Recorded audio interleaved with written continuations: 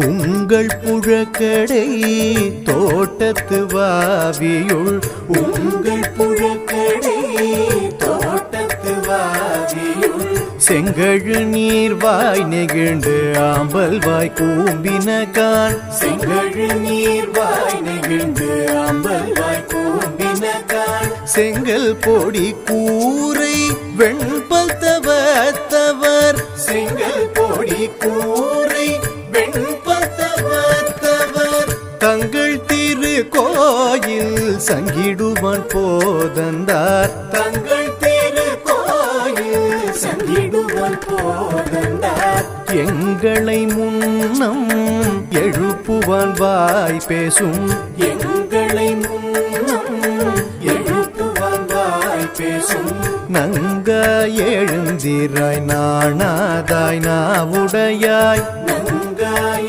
எழுந்திராய் நாணாதாய் நாவுடையாய் சங்கொடு சக்கரம் ஏந்தும் தடக்கையன் சங்கொடு சக்கரம் ஏந்தும் தடக்கையன் பங்கைய கண்ணானை பாடேலோரெம்பாவாய் பங்கைய கண்ணானை பாடேலோரெம்பாவாய்.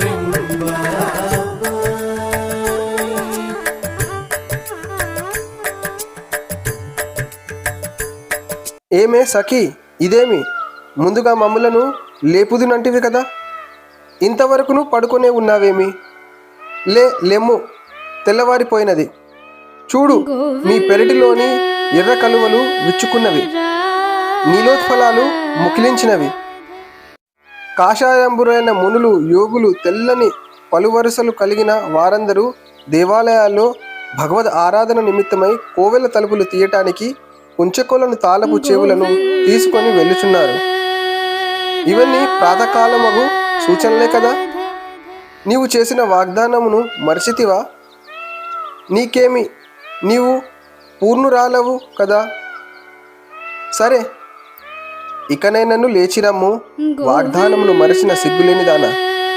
లేవవమ్మా అనగా నన్నేల నిందింతురు, నేనేమి చేయవలే అనగా శ్రీ శంఖచక్రములచే విరాజిల్లుచున్న విశాల సుందర భుజములు కలవాణిని పంకజాక్షుని ఆ శ్రీకృష్ణుని గుణగణాలను మధురమైన స్వరమున కీర్తించవలెను. మేమును నీతో కలిసి పాడదము. ఇట్లు గోష్ఠిగా సంకీర్తనము చేసిన మన వ్రతము ఫలించగలదు. కావున వెంటనే మేలుకొనమమ్మా అని గోదాదేవి ఈ పాశురంలో 9వ గోపికను లేపుచున్నది. గోవింద